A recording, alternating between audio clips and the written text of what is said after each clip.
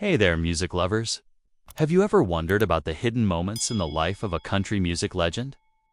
Today, we're diving into the world of Emmylou Harris like you've never seen before. Photos, told stories, and a journey that'll leave you inspired. Stick around until the end, because we've got a surprising gem from her early days that you won't want to miss. Let's get started. First up, picture this. It's the late 1960s. And a young Emmylou Harris is strumming her guitar in a smoky coffee house in Washington, D.C. Long dark hair, a bohemian vibe, and a voice that could stop you in your tracks. Born on April 2, 1947, in Birmingham, Alabama, Emmylou grew up in a military family, moving around before landing in Woodbridge, Virginia. She was a dreamer, a girl with a guitar who loved folk music. But here's the hook. Did you know she started college on a drama scholarship at the University of North Carolina at Greensboro? That's right before she was a music icon. She was dazzling audiences as Ariel in Shakespeare's The Tempest. Imagine a young Emmylou, all of 18, in a gold sequin costume, stealing the show. We've got a rare photo from that 1965 performance, and trust me, it's a sight to see. Keep watching to hear about her leap from the stage to the studio now. Let's fast forward to New York City, where Emmylou took a bold step. She dropped out of college to chase her music dreams.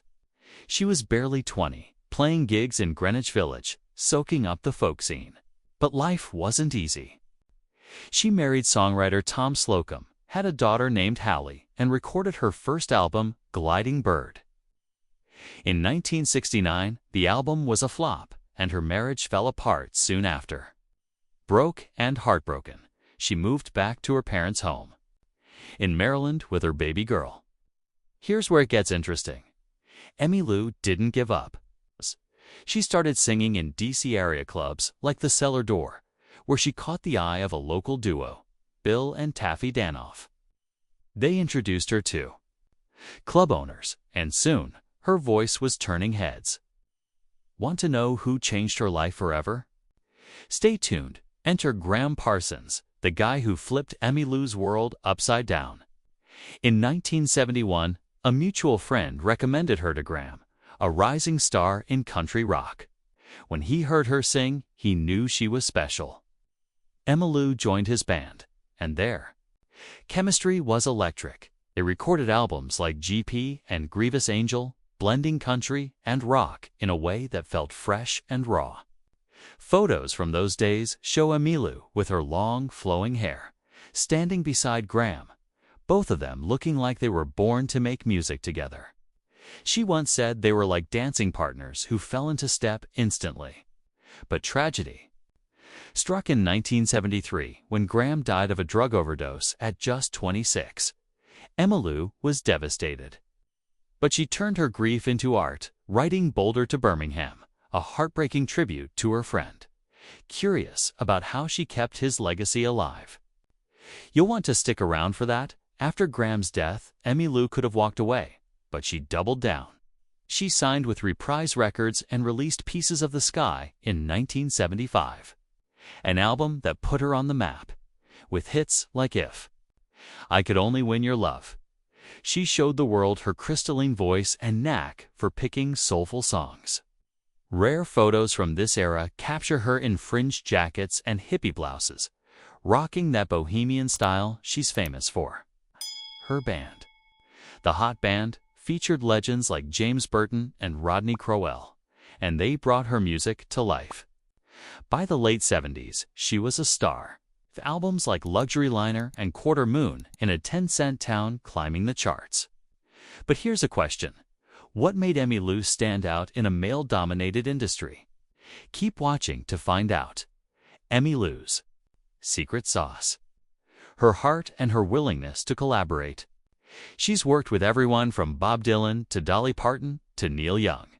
In 1987, she teamed up with Dolly and Linda Ronstadt for the album Trio, a masterpiece that blended their voices into pure magic. A rare behind-the-scenes photo from those sessions shows the three of them laughing, looking like lifelong friends. The album was a massive hit, earning a Grammy and proving Emmylou's ability to cross genres. She didn't stop there. She sang duets with Roy Orbison, Willie Nelson, and even Mark Knopfler. One fun fact, her duet with Roy Orbison, That Lovin' You Feelin' Again, won a Grammy in 1981. Want to hear about her unexpected movie soundtrack contributions?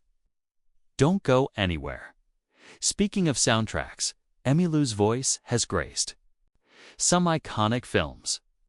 She sang Go to Sleep You Little Baby with Alison Krauss and Gillian Welch for Oh Brother, Where Art Thou? Helping the soundtrack win a Grammy for Album of the Year in 2002. She also wrote A Love That Will Never Grow Old for Brokeback Mountain, which snagged a Golden Globe. Photos from these recording sessions show her in the studio, headphones on, pouring her soul into every note.